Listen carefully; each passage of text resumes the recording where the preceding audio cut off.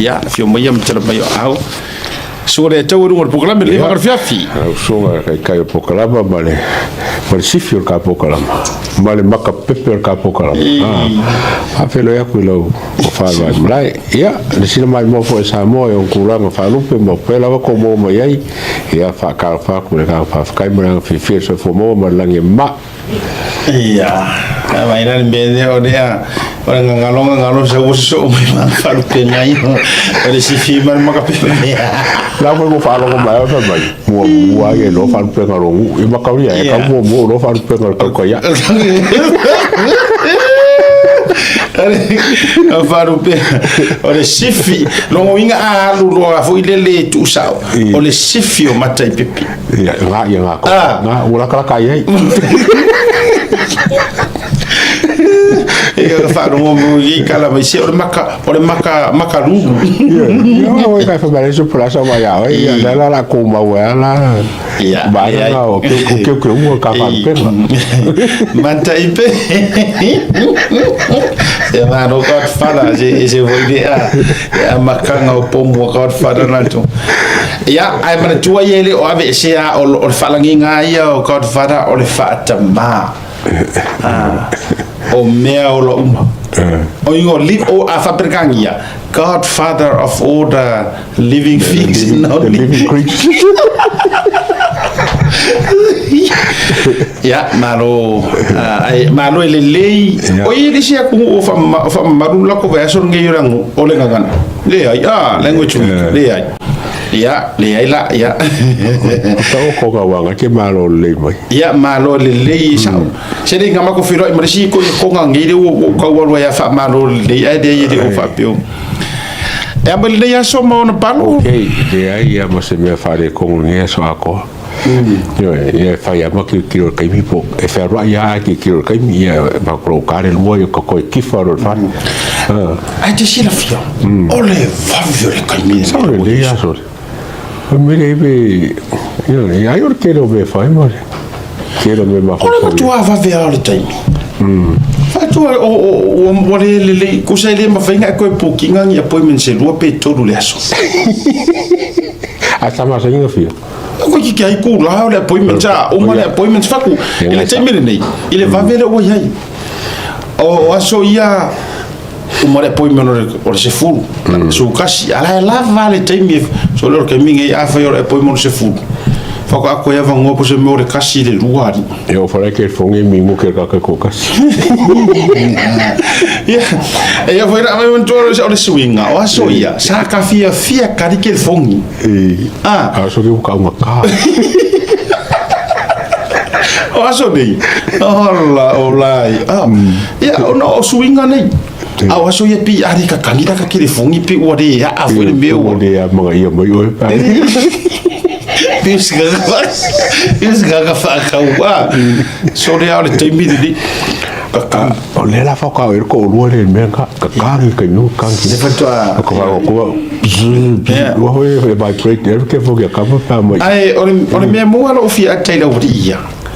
sala silent ya ka ke fongi danga o de ta te rum so le au ke fa ko o le vibrate to ke fongi o dia ke computer ai le do pure ma fu anga ya lenga ya anor fo isa o va so ere o le tanga e po le so va tu e ku mai aska e ku mai ai sai uma mai le tapu vai va tu le ma peva fu sim ya ale o vai me fa ko o aska so le va ko so le akwa ma ya e foi que mi pelo ya ai malo o le nan tu pule nei so ya ele yani ta fa sia mato filo inga male fa ru ngor vangal pimen oi ya va go le sa ya malo ton wa o mai ya se kana mai on fa o le fio ngai le CEO so le langa go fa ko malo so le mo kwa se ki don men mato filo yana nei ya foi pe fatto il tatto proclamare tutto ya ele uma foi ama uma mato filo eu la tele se pato mato filo inga nei ya le la wa nga ile vai nga le avele ye complaint mo le il content complaint mo le PMN or kuma lo porcelain ma tofilo ya ya matua I welcome le tamaloa le tulanga le fasea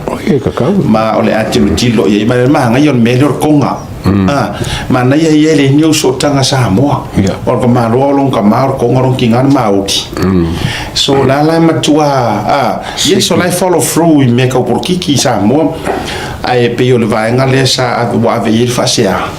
o tu singa le tasiona tanga ta fai ngurwe ya nada ya mai tai le sa ma fa so tuai Renata Rivers la o fa o ye la foi la o ia le processo la fai so enga vai na uma ya tai au le siaso ya o tu si la mai la le tatu a tu no uma le o le tatu te uia la miama la ngai te tau tatu to mo fai fa sa o le fa se le afi o la força nga foi lá na fai na nei foi lá no foi sa o le fionga le puli the good thing first ele o se tangata foi le ni o so tanga I Samoa e fai ka ko fongo au o loa mo I kia e ki fa au pikire fa au la tarana fai ata le si tamalo o to fai to fa tai mo na lona lua o le background o ma lo le ato so le whatever 20 years 15 to 20 years o inspector ngai leo tulanga tau satin sinia ya o fa to ile ya atonu ele I ala fuolo ave am CEO o le PMN Pacific Media Network ya na o fit mana ya malo to mai faso su ya le faso ale yo le tulanga ole la o fai sa ele so enga a fa monia e uia la tono uia ya e to fa sa fa to SM fa mola so la update tulanga sa o fonola e sa fai la fosutas ai umani te la afarkas si le umiole fonta yo sing update lana au ti lolo to tele le ama wale so for really wale to fe fa o ta o le la wo refer nga ili side kala to le handling al complaint au fa ton ko to malo the council fa la fa ton yeso su em ta pula on to report ya to la ile ai wo man fa lo mai a fa yo to langa na o solia ma o le sa or kusinga kala ya me masania e tiola ia malanga employee ya ai fai ia awalo me o fatu ese to fasa fatu ese malo ya update na mo to o le ia so in inicio van ya mana ia fo ile fina ngal fali o sita malo la to ia le fionga le pule ile to dangale po an tato affiliations pe o ke fast pe o ke HRPP ka kier me ngai o lo loko ai a fai wango foi lipoki kala fa lipoki kala fa malo ya la penga que fa penga ka ngo le se me foi ya ale si update pe ka ki si o si la wa ave foi la wo wi foi tu langa pe na fatu I o le Radio Samoa ya a me se foi o le tamaita I ono le avatule le update la wo wi foi ele tato wa likuti so far amo se update mai se respond ya ona to lo pili ala o mai a foi na o te tonu foi la o receive le tamaita I Samoa tu se loya ya o le wingo lo talale atato le uia ala fua fa pene ele ma fai ona tato loa fua se kap per meleng sa ngor sunga la del malito fua se kap maka o fil fai o kala ile sa ai ka ko di pokia kala sa mo ele manga o ka ko ngi sile ko pumele pu sa mo o le alwa ka kala ko feran kala pepelo pc pe alwa pura ka kala ko ia o mele manga mi e ka ko ngi sile nga lu fa kasi ya kasi ka ko leo kasi ka ko mamlama alwa ka feran pa ki ka ko bolo lipoki ya lipoki le anko ka kai o pelo lipoki le la o mo we maleva no fa tai Talo sanga mai leo si fionga le li pule le CEO. Pe mawhai ona tātou fiso soni atu. Ini nai lead fo I e fiso ta ia I loa I Samoa. E fiso ka ia ia ma lo mongi ala kou. Instead of fiso ka I previous administration. Vai le mana yo. So ave sa o ali tamaro fa tu ia o ngo mela le so o to I Samoa expect le I medi mai al PMN. Le la context sa ko ya o ko le contact mai fo ya ia mato. Le wa ave ia le numela le official parmia. Ave ia numera ma wa ia le official anga fili o to uma. Le wa mako kai sa o tangata ni. Awang ko fa mo observer. Le na tonwa. O me le kan fa awang ko fa mo observer wa nga kana pepelo ma wa. Ai o sa o le source. Le wa va tu sa o ia. Yes, matutango foi ave yaile email official parmia email parmia lango me mo public information they are public servants so se fa la foi la ma te tauna na to silfienga information nei lo fa ku ya me fa na matu so ni mai the same channel le mo ke visilia Samoa o le wala fo nga mo ke help ku ai ia sa o ya the line of correct source and correct information ke lo ele ato mana pe no fatu o mangi mo ko kari o fa kai ka malo faction e se la lo fia o ke so swangi mai o no te lo ele ai o so kanga va la laka ele ni o so kanga fo ile a me uma e wa ka ulang mo nga pe ke lang mu pe ke lang me maka pe ke lang udi eyo ya ore good update na motato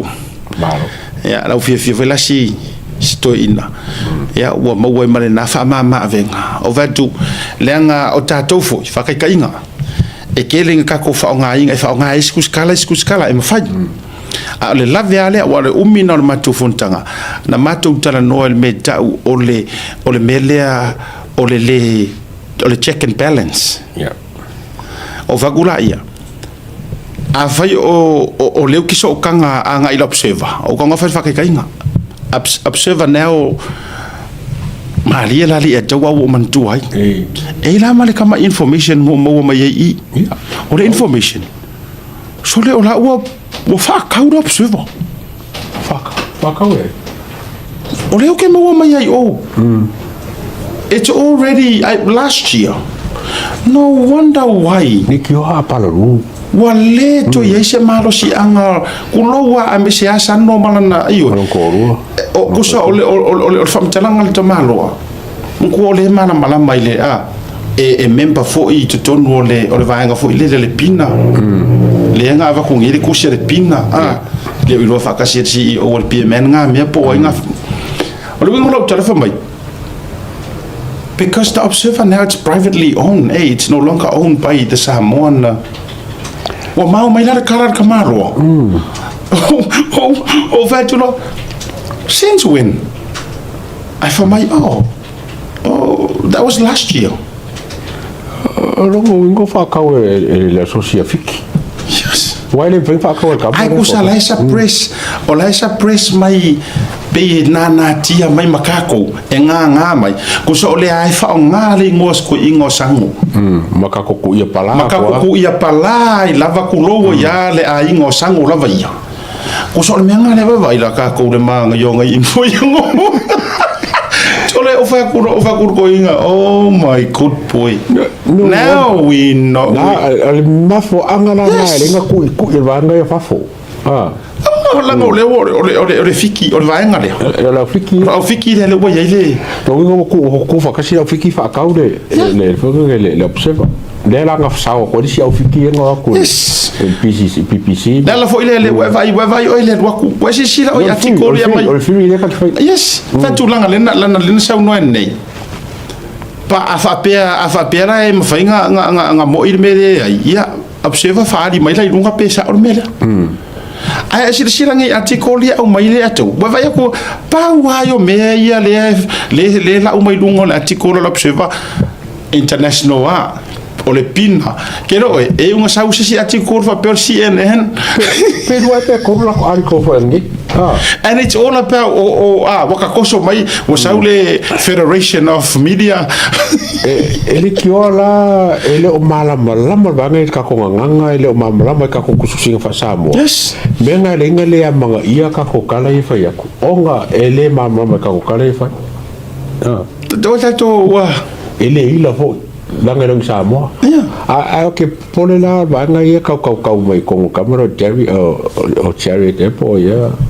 Banga nga o leva konga o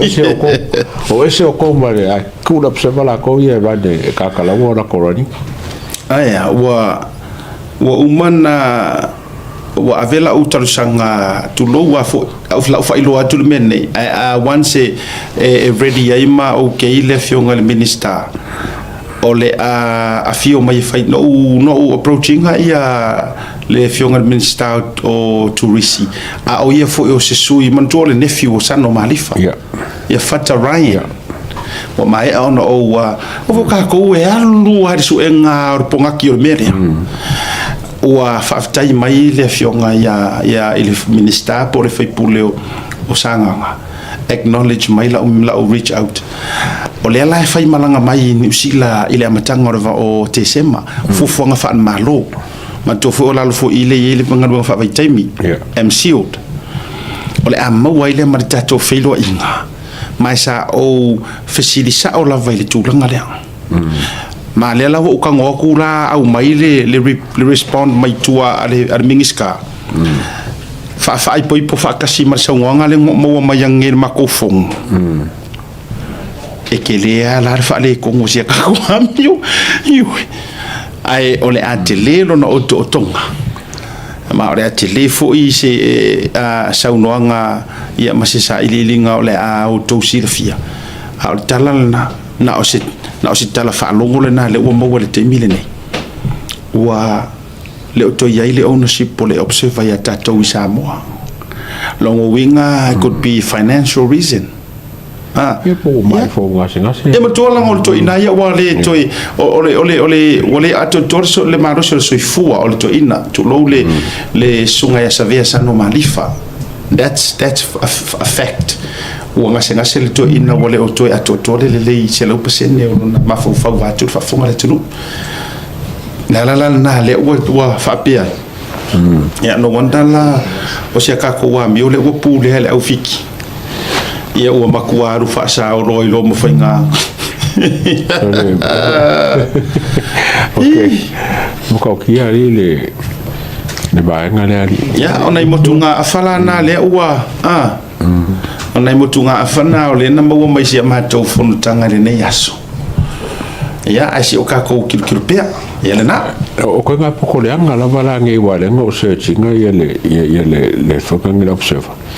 eri abese ame kwa o me kwa u malaka kia no ngari updating ya faina ele o publicly o le info nga sa o mowa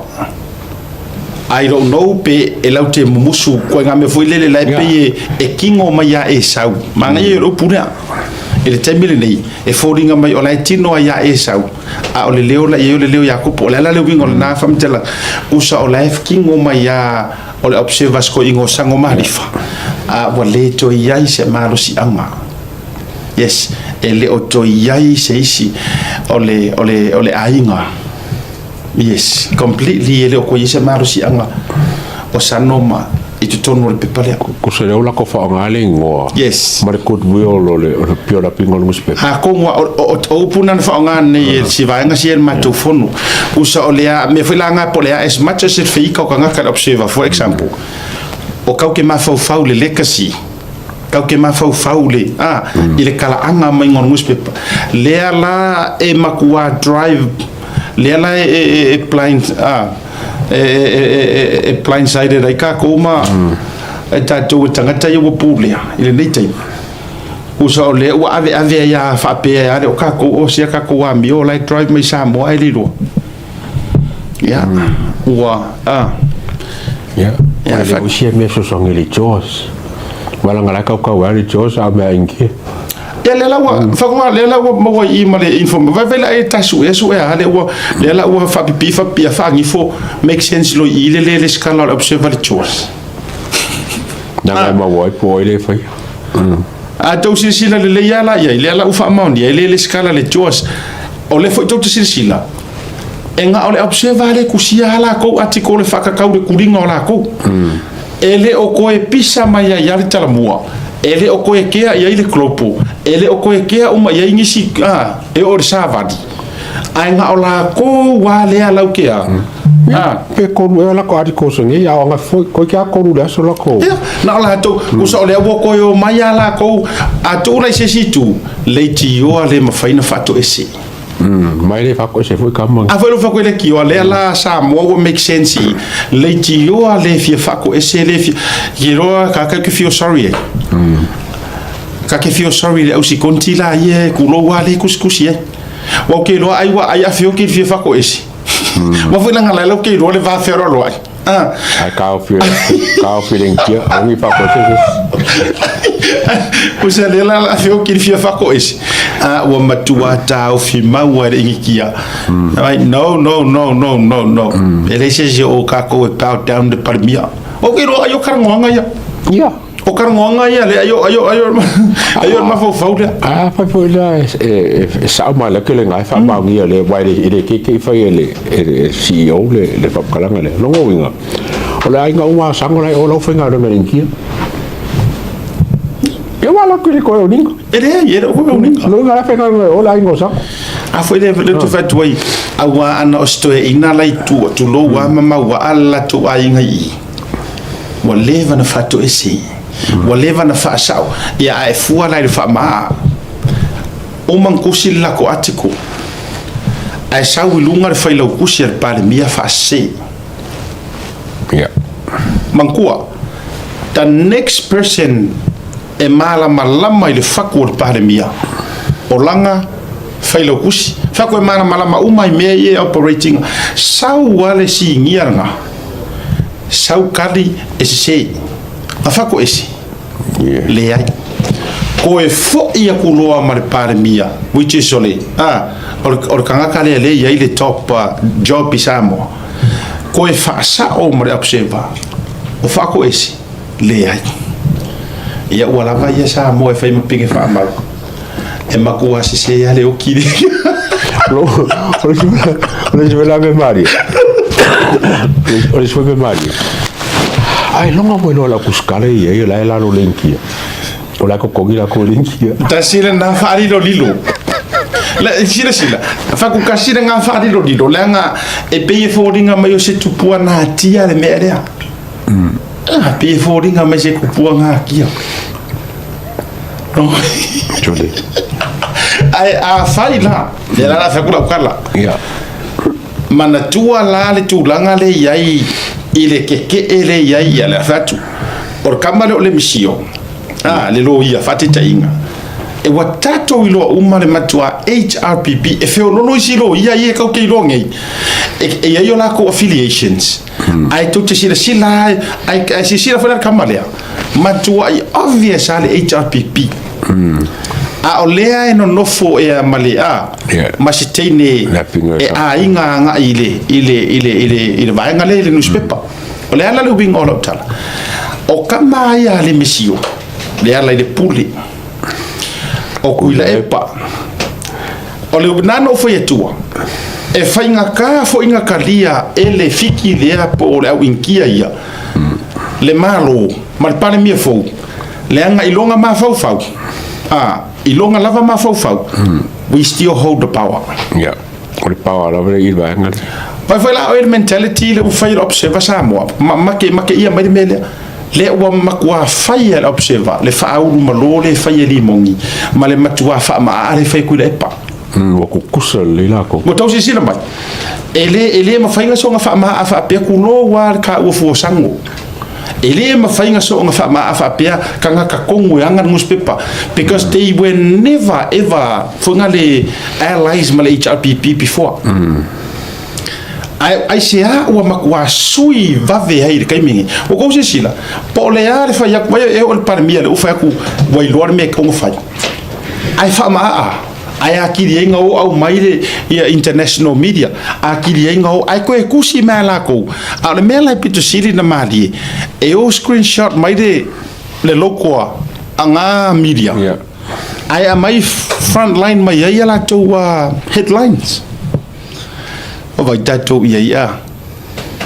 fe ele ya se su nga ka o mea au va ngai le la o to sila Samoa o le ngana le fai mai limongi nganga le fa au pe ku le pa ai kusa e fa au mai observe i kulango kuskusinga le fia to ilalo e le fia talia se fai inga ai fanga ma fa fekeinga le e ko vai ko ya ona i motunga afanga e winga i sa ilinga ya ile tulanga ile observer ya tato tu marolonga la titi iwe tato ono vela iwe wo vela le mea anga le wako si le fia mai loa kalo faisia kako observer ile ko ole ko yenga vai sa mo vai wa flying Fiji le mea e poa ya ole atao ile mata pule sa ta faso le na fa te foi mai faso ile atao ya ile tulanga ile morianga le o ilu mor famsinonga ole afionga ile foi pule o minister o famsinonga ia fasola tu ngamala ole sa ko ki ho nga me ari ole morianga ole o ilu mor famsinonga ile mele ole right si kupe o nga fa kosinga ole ka o me o kupe o me ka mafa ia ma me o fa sala longo vonga no Facebook le kai me le fa sai ngai o me ma ka ki la vai a siaka ka o ma kai le fa el morianga I think o ulungia mata feo o ma kai elos sui ka wa ese le manga yo mele wa ke ele manga ia ila mai ka fore le mele wa maka onga afia kangaka ele ka mo ile fa nga paloka I ko nga sum fa psinga fa pengi o la nga ia porenga ai manga ia la vale le mele wa ka ba bala nga precious jang le e fa malo ia twingmala ao Alex Suarez fa malo ia a fonei a matafeo ia makau fo Alex Suarez ia ole que lo que mi foi o es fai masu le chapipi ia eu fatu mawina lo ia nei e tu mo cases foi ia le chapipi fa pena foi lo ia tu mo cases ale fast o ka fai ka ko ngi ile tu langa foi le wala o to torpo nei le o to torpo na fia mala ia le lo ia tamai tai o precious jang e fia mala matunu po ile tuo fo era ko fo sa vinga ka pepena ole fa mai o tulanga wala upula me fa Britannia o bribery ia o upungi ave mo meo fa ko singol paroka awaile asisi me ma fa yenga e fa yele me o bribery po au fa to singa fo ile le fa soli tula fon ena o parota ole laute o te fisiringia o le ala kai minga fa kangai le aku ainga kangi sa ko kongu wa mana tuele le ve ma si tangi le tangi fo ile na sa le ufa o kai minga fa sole mo ka ki wa o le wa uma ya o kelo kangi nga fa ngi le chapipi ma su le chapipi fa sanga le fa ngi le fast o le mo ke nga uma le ko fa le wa maka fa we pe ko we ya ka pu ye ko ni ai o so mai lo mo le fa football ole o ke lo inga la po la me wa le nga fa fenga apare le makai ngai I mea fa por ki ma le fa ko singa me fa ai le ai mo se sui pe ko fa e sui ka mo e mo ko nga mala e le mo se la ko fa ye se kami a fai fola ke au ia se kula ma fole le aloia sa ka un alu ia makai le karango se sui fole le kamo e ngaru fa ka se fer kangi le ole tanga ole mafuanga le familia ia te ule ngolea o urungia mata ole tangata le foina lau manu ia mailo na ingoa le moni mau Samuelu le fa pe mai fale insingia I va yusu o e mo mai le fale insingia le fa pe al tangata tonu ale o filo ai fo tangata sa matu filo I o lua el kurku sankarwai sa yele maliu na matu watu wai no vai ele tangata le o mata ule o lungia mata ai pia le tangata o lona background sa finga ruenga ile mtanga ruenga leo Eyo e pe ya sa leo ya on sa welo la mo faila langa farinsingia mana tu le vanga mo Samuel le la vea mai le le turanga le ya ka ko ngala le o le foi la tau te va vai atu ela no moana tu o le ela ngumoanga ya se malo si anga o lo iku fosco ingo ngia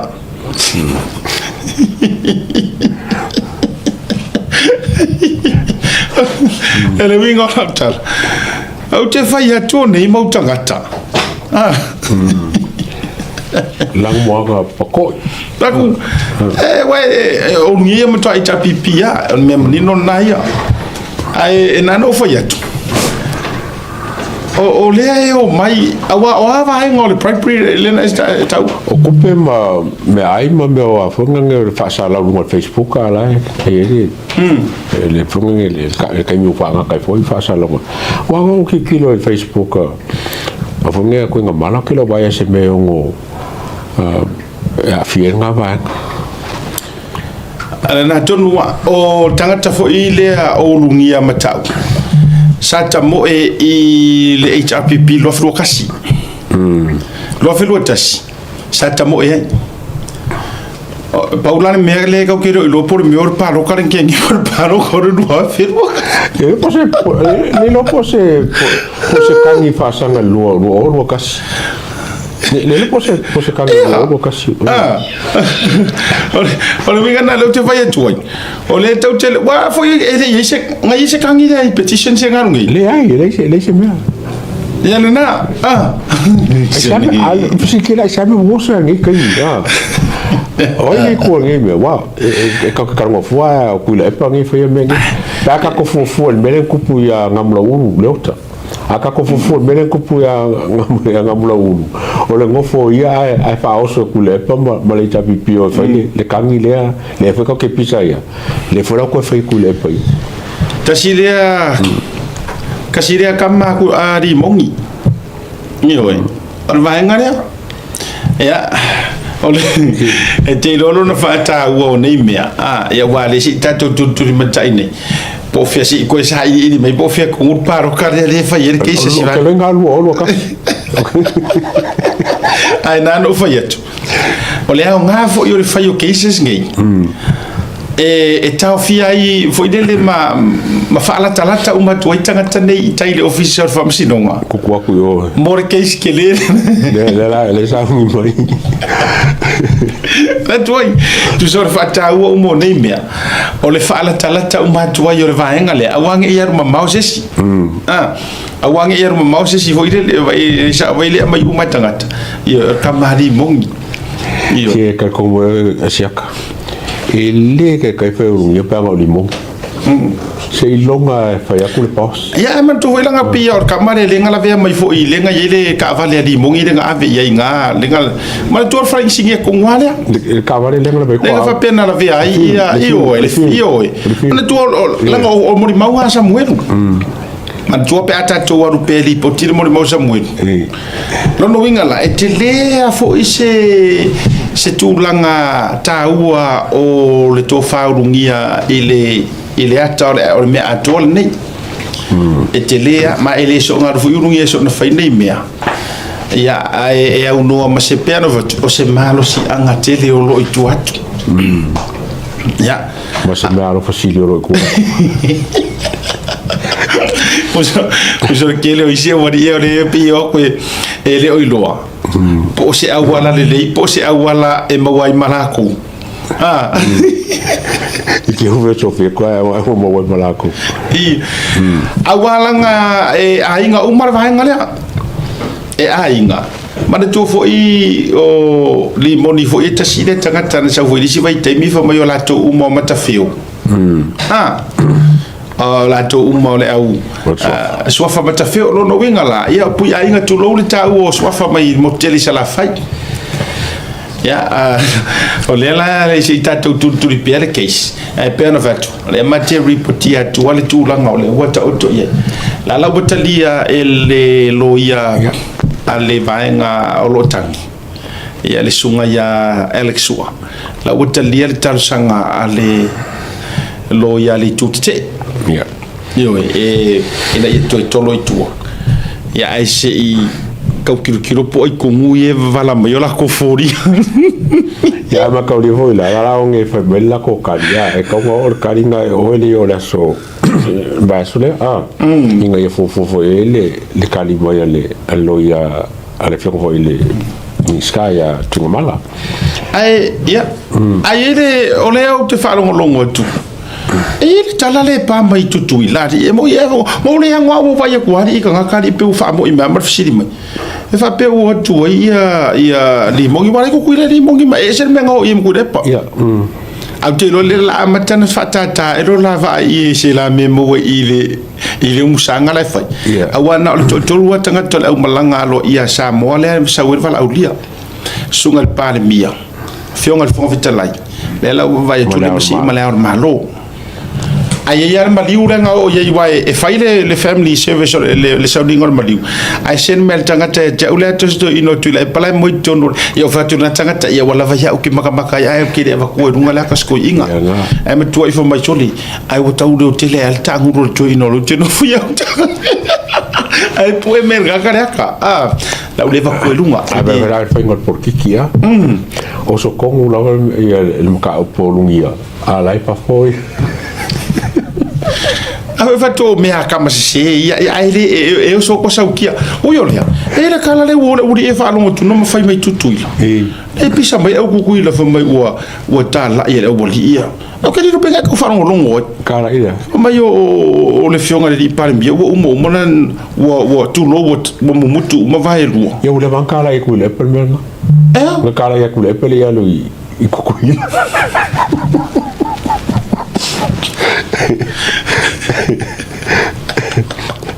sorry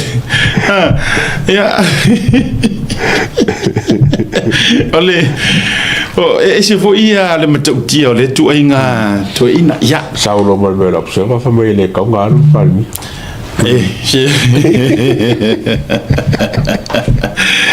olai o le maliu le malanga le maliu e le maliu na malanga isto ina ai sau male hearing sana observe fa mea e sali tau mo mi fai pe sana rest fa sana ia nga ko ko maro lole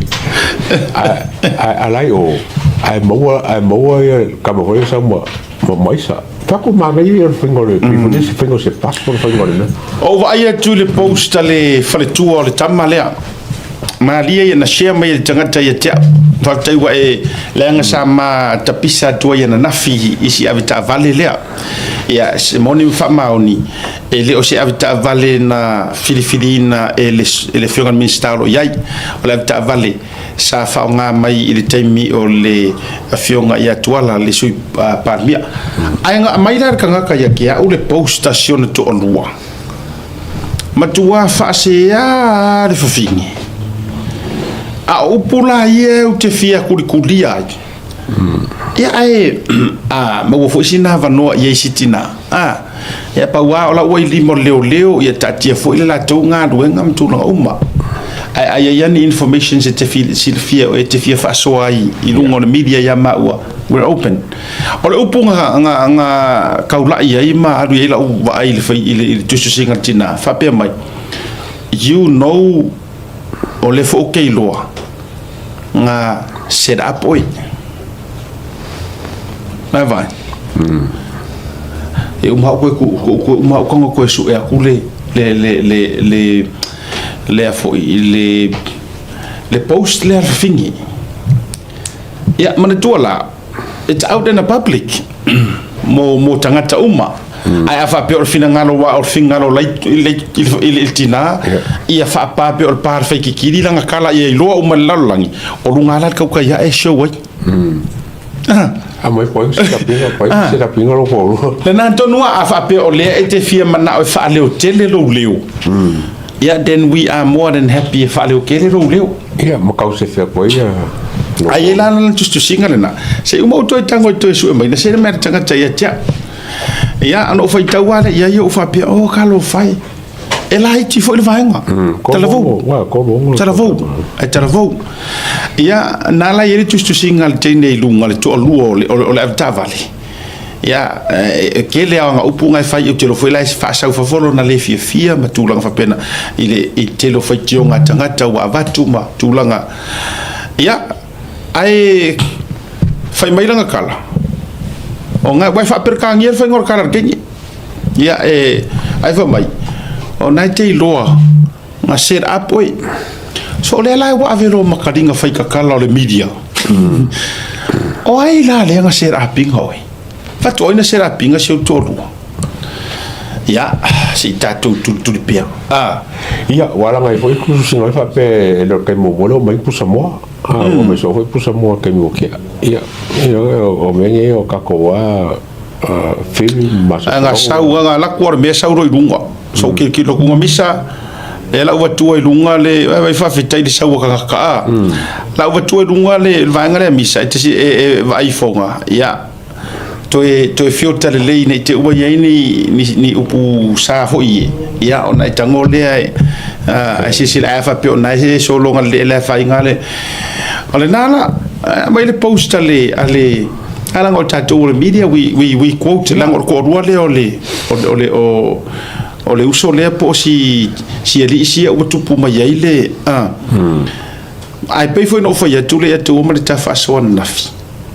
e ke le maka upula sa ile nganga le masangi o foi so e ke le ale story le mea e ke le ale story le mea ya ala nga le la le wa ya le la ai awala la sa this is straight from the mouth or kengi o le to alua tanga le ya o le frame le upunga was frame ya le la va kudunga ava tudunga to sila mai to set the record straight ho mai inga ia fa sao ma fa akulanga sao upu makala ia wanginga my husband was framed why fa maka kele mai male frame rongo inga o se me nga fai inga ia mawa lo ko set up le ra sa o upu set up or frame yeah he deserves justice and the person behind all this needs to be put where he should belong ele mama upu re kulo o nga fa ngale lo fa ko ka set up ia le na tonu na ma ko vi fonu se uma se fe ko fa uma io ko pe ki ro ka wilo ia finga ko va ko mo sarbia fo o va venga no fame ia le wala ngale ko pela mo ko lo o ia mo ko lo le he deserves justice and the person behind all this needs to be put where he should belong yeah han ele ki ola fa me era wodi yer mera ngai muso ka han hang in there I'll make sure the traitor again will in jail even if it cost my life to aluela yele o isia la fa metalanga mai situ langa uma fa pena ole na ua tu ina tu lungo prokalame ai o se no ngana le atu wale yo ala foi ka mo ale traitor lo ngor ka ka fa la ka ngawe le na tonua fa la ka ngawe a foi le te fa ya tu ai o le ala e mala le ya sikinga ile kua pakakua o le keisle ya fa fe kaia wala ngalo te vai tu le post le o le nga umar ka programa ngafi ai sen mertanga ta faftai mai fa mertanga ta seta faftai ya lo programa pe nga wo vai kunga ngale wo fai mai poster al fin wa o tele lope na fai ona wo uma inga wo vakur ka ru I le driver don't hide anything amai ka ai amai le winga na faftai mertanga ta sentinga mai nga ya ule le post lem fa mai ia pe ia ngau mau se finge por kalami ngai ke rua fo ile le lu ia ko ile avka vale au ro ko nganga se mea ka u ro me le la wa mai ai lunga no mau ia o ro wingo le tala e ma fainga fa kanga e le tua me tupu le atua he allows things ia ava ila le fainga o mera o le ala winga kai miringi wa yelo tal tununga ele fa don't get me wrong samo ke o fa ko it's got nothing to do le fionga atwala ai a fa yo se ava valenga ava ko e si sui parmia ilunga o se sotanga po o se wale ka ka ko isi fa mai o le sana se faila kusi atwala and so on now o le ale winga o jala maybe ele fa ka ngai le kuanga hang happen le mele le kai miringa langa always ai ele lo kolofa ai ele le tulanga fo ile e for kala kuspa e fo mai ufi me umaile ile alofa ai nga alawele atua happen le kai miringi nga alawele atua happen le kai mi o masinga lupi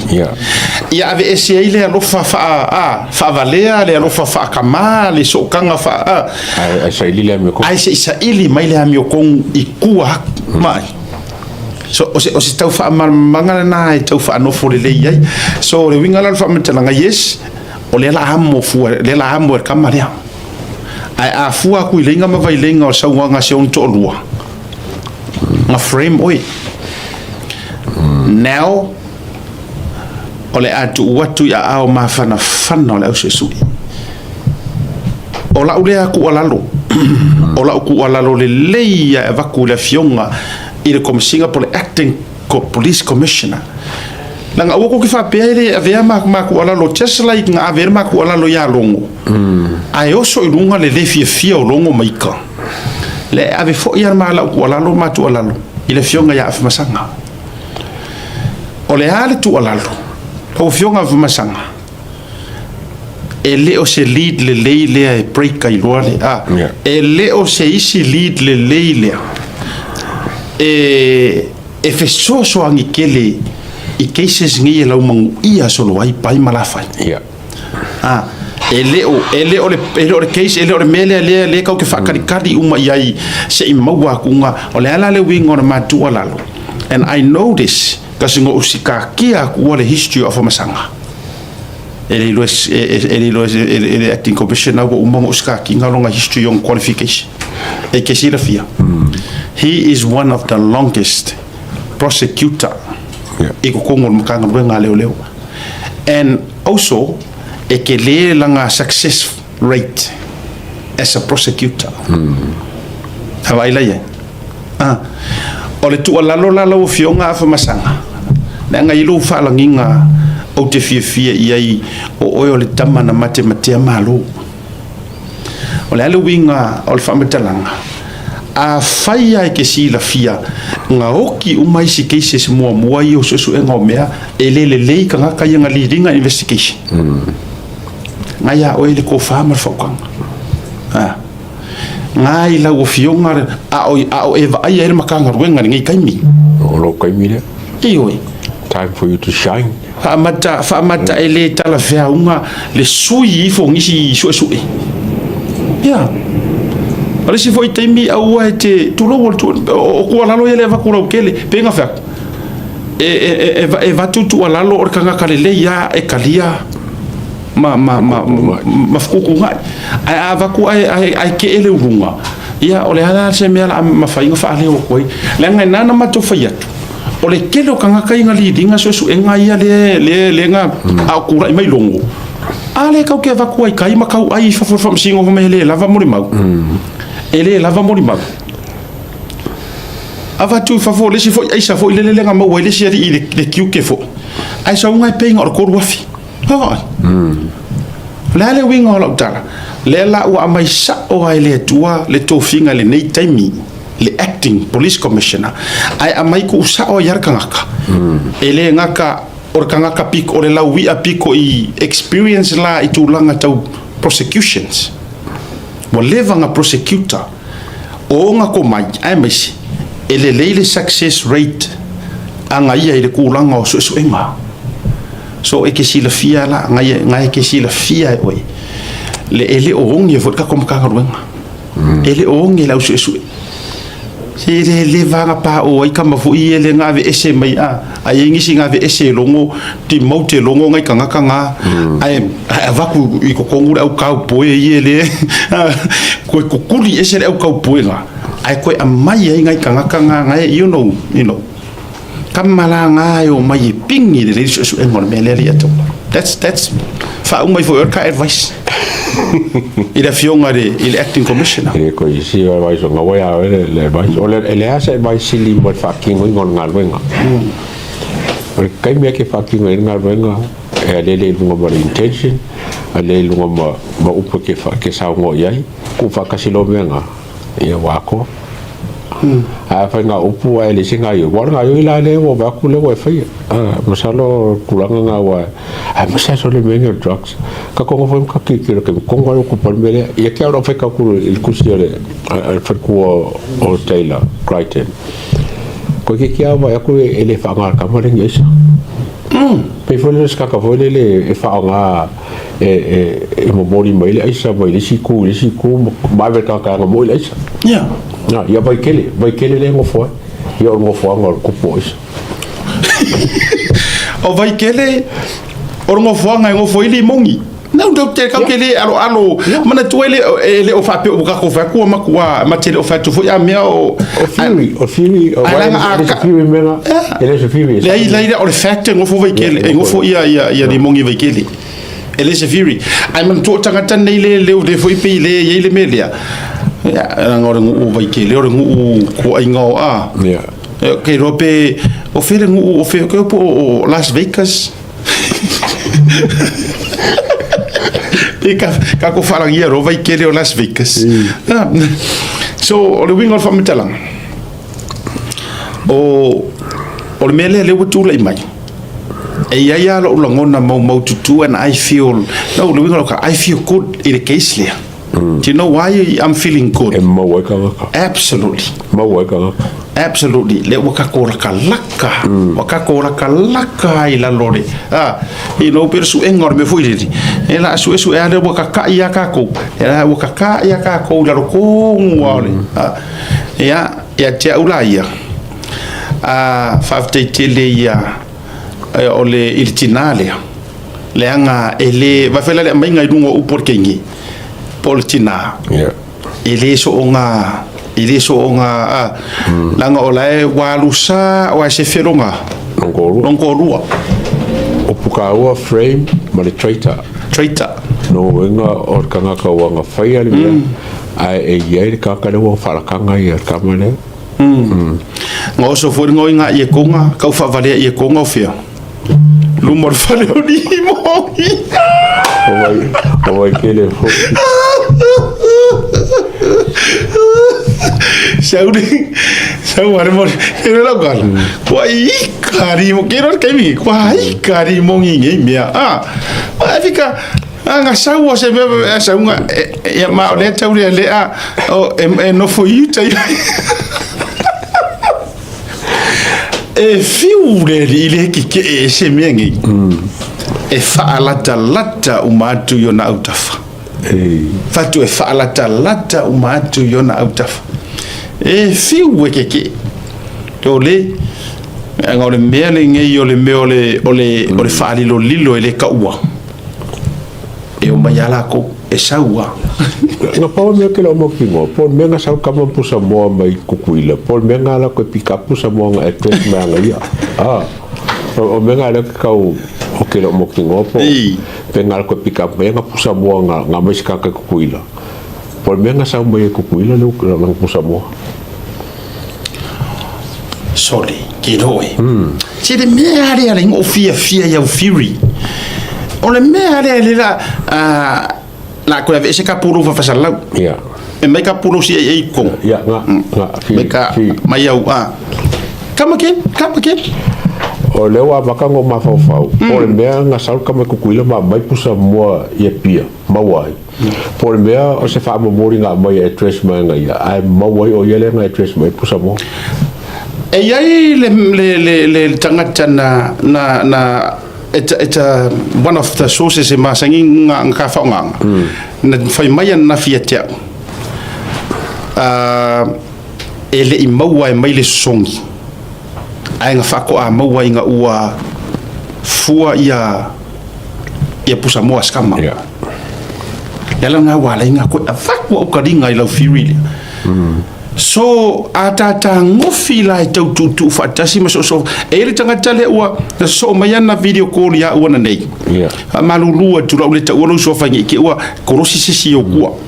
ai o malore play le proclame o video tu lo yetoi fa lua na video call mai le usolea ma urgent mai ar fietara no mai le mata upule ai lela nan de no meli tu ai langola ya lu ma tu fontanga na mal CEO wale ale PMN fengtai no ia wo mama yam usau ta penal tatu proclame ai o te pole langa le o to vai atu le la o to meli mai le usu ma fa pe mai asiata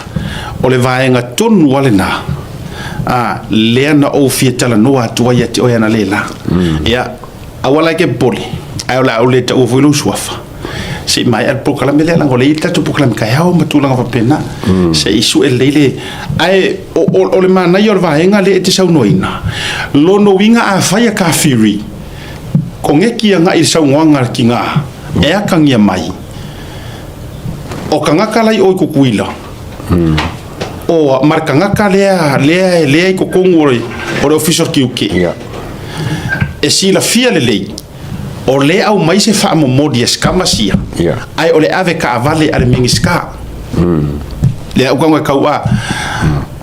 le la yel me le ma foi le isi su nga kele foi e ma ku sa lo fa nga mai lo fa nga mai pusa mo la ka set up la nga ko ngwa fa pe mai le vai mo mongo ai ko ngwa pusa mo askama mo mongo ai ko ngwa pusa mo e no le ama ke fa so ma o ye ma ai o le asa uma ilunga isu nga mei o le winga na lo so no le la pe ye ro ko lo la I ia vai fena o le sau emisi mai le songi le K9 ai mau I o mai kuar fuanga ai paila se fa mo moringa mai o CEO ya ko kuila pongi me le oki nga mau le oki le kuila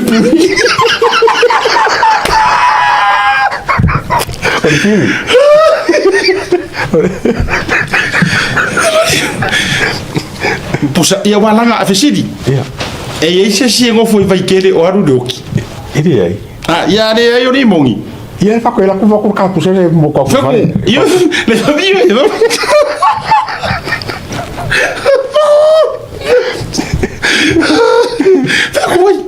Feko vai.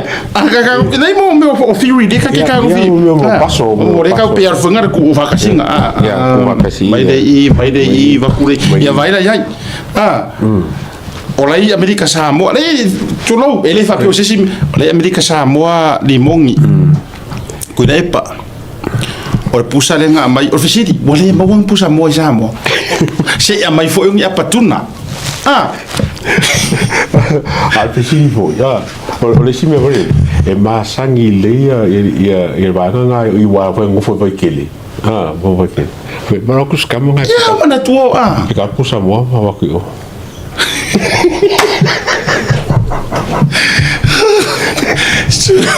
Sudi vai Amerika Samoa na yeli mong tulo le makero o theory me la ngalo va se ma puro va fasal va se dilo puro fasal o le va ve ya o li mongi rai o ya pusa mo I dungo le o le va K9 ave faisang me ai ko ga ve o me ave fa Waya me assim mai de fain. Waya me assim mai de fain. Que anga se un kore mai de. Ora me aula. E lo fer me ora que me arrive leva. Wai ora que mo nan kiu. Wo leva que so songi si mai ara. Ala ko gol ba.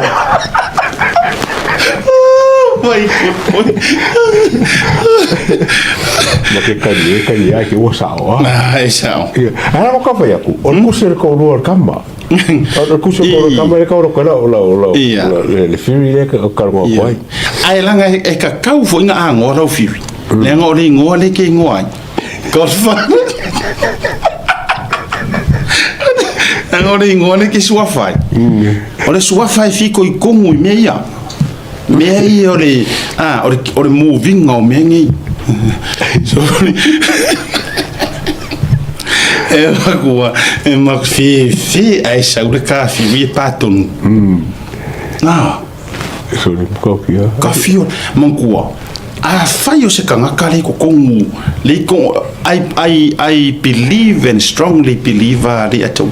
e ele tan le main man le ko kongu custom e ai o le masta le moa le foi le au fai so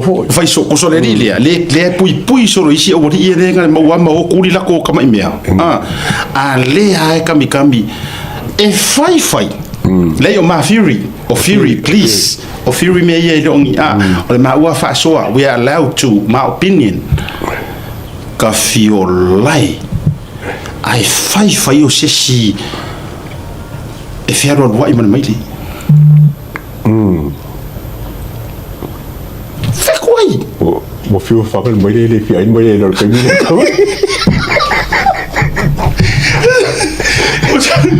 Usa le wai loa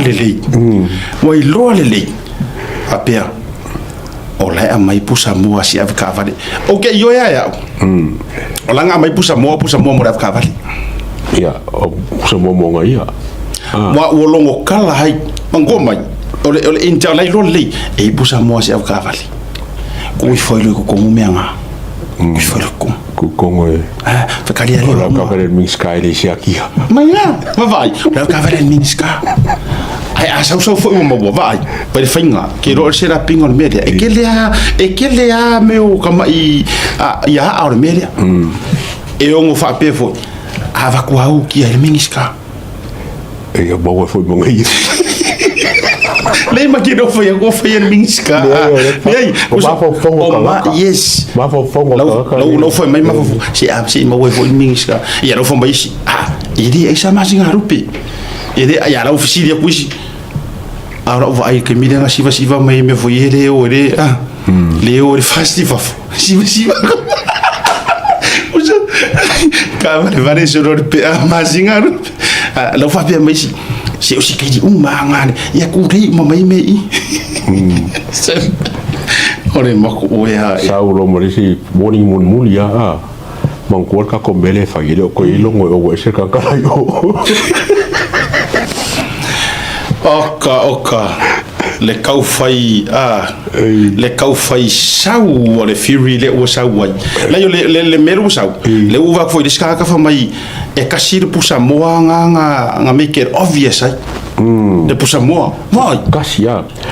so la kel le ala sau le mbayang si pipi fe lolo le ngale o ke ko fe nga mbayang si pipi ye pe me fong pusa wahu o mango o me ai a me le amai mama o ngi pusa mo a fai rola amai mama pusa mo le ato o se furu le ros furu pusa mo esa ya fa ku ia makwa worfle amai a me le kasho pusa mo se o me kai ya o nei vaenga ya se i mo wala le si le wo ye ka ka so ka so tai mai ko fa o pe ko fa o pe le firi ya ko me ka puru fasalat ya ko feka yo ole mta pulana le wa ta auto mai le taimi ya ole tele yo sai di no la fa ye ka fiola ha to la loia mar ma fa maru si au tangru ngole leo ya ole fo kamoro ngalo le foi la ua sau para fea ngai tonu wa ia le feo ngai afmasanga para fea ngai kongwa ia marangi foi kaimi ia male mele o tula mai ya sa ili le leila au va le le lo au va fa maoni ma fai ona la to su engi runga mengi e kau wa le kingi ma kau le karuka iwe Ah.